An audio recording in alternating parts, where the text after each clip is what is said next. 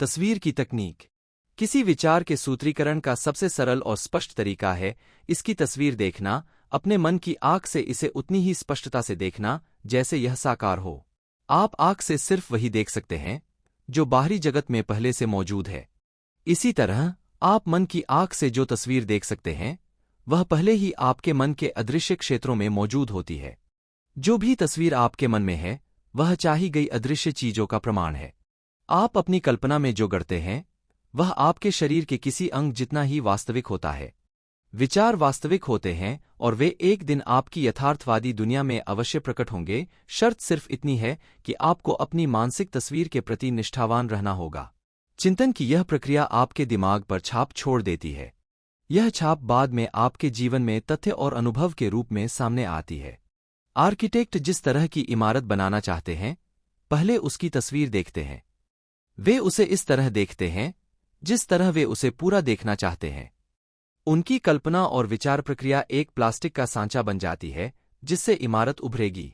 यह सुंदर या बदसूरत हो सकती है, गगनचुंबी अट्टालिका या एक मंजिला मकान हो सकती है, लेकिन यह सब तस्वीर की कल्पना से शुरू होता है। आर्किटेक्ट की मानसिक तस्वीर कागज पर आकार लेती है।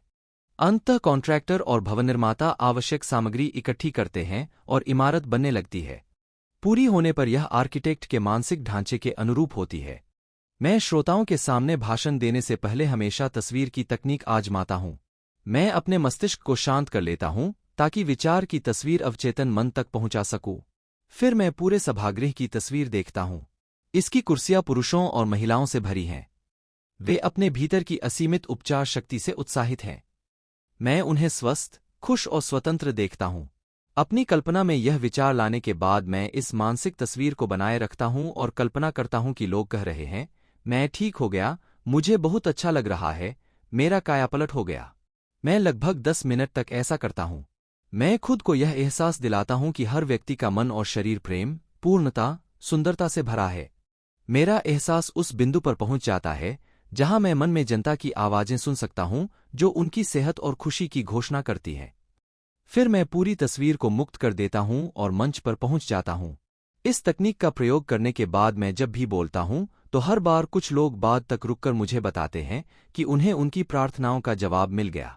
मानसिक फिल्म विधि जैसा पुरानी कहावत दावा करती है, एक तस्वीर 1000 शब्दों के बराबर है।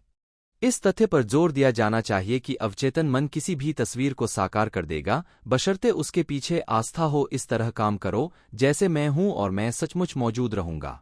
कुछ साल पहले मैं मिडवेस्ट में एक लेक्चर टूर पर था। इस सिलसिले में मुझे कुछ राज्यों में जाना पड़ा।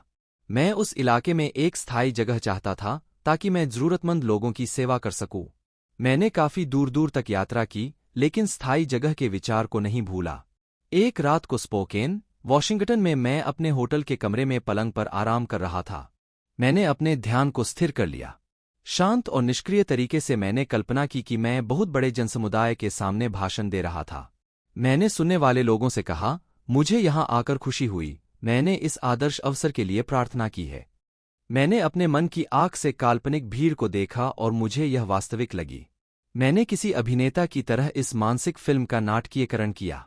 मैंने संतुष्टि महसूस की कि यह तस्वीर मेरे अवचेतन मन तक पहुंच रही है, जो अपने तरीके से इसे वास्तविकता में बदल देगा।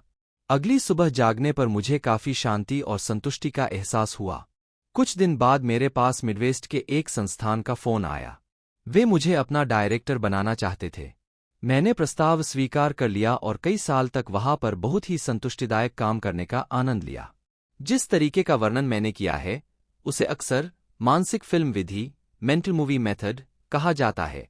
मुझे बहुत से लोगों के पत्र मिलते हैं जिन्होंने मेरी पुस्तकें पढ़ी हैं या मेरे भाषण सुने हैं।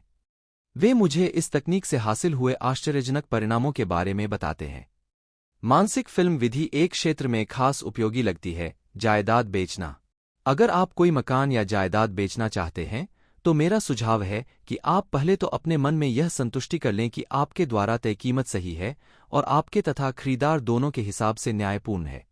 इसके बाद अपने मस्तिष्क को शांत कर लें, शिथिल हो जाए, विश्राम करें और उन्नीदी, निष्क्रिय अवस्था में चले जाए ताकि समस्त मानसिक प्रयास न्यूनतम हो जाए। अब अपने हाथों में चेक की तस्वीर देखें, चेक पाने पर खुशी मनाएं, चेक के लिए धन्यवाद दें और अपने मस्तिष्क में बनी पूरी मानसिक फिल्म की सहजता अनुभव करते हुए सो जाए। आपको इस तरह काम करना है जैसे यह सच हो चुका हो। ऐसा करने से अवचेतन मन पर इसकी छाप बन जाएगी।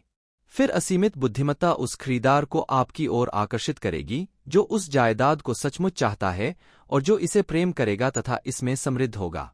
मस्तिष्क के अधिक गहरे प्रवाह से खरीदने और बेचने वाले एक साथ आ जाते हैं। आस्था होने पर मन में रखी मानसिक तस्वीर हकीकत बन जाएगी। बॉडोइन तकनीक। चार्ल्स बॉडोइन फ्रांस के रूसो इंस्टीट्यूट में प्रोफेसर थे। वे New Nancy School of Healing के कुशल साइकोथेरेपिस्ट और शोध निदेशक थे। उन्होंने पाया कि अवचेतन मन को प्रभावित करने का सबसे अच्छा तरीका उन्नीदी, निष्क्रिय या नींद जैसी अवस्था में पहुंचना है जहां सारे प्रयास कम से कम हो जाए। फिर चिंतन द्वारा यह विचार शांत, निष्क्रिय, ग्रहणशील तरीके से अवचेतन तक पहुंचाया जाता है।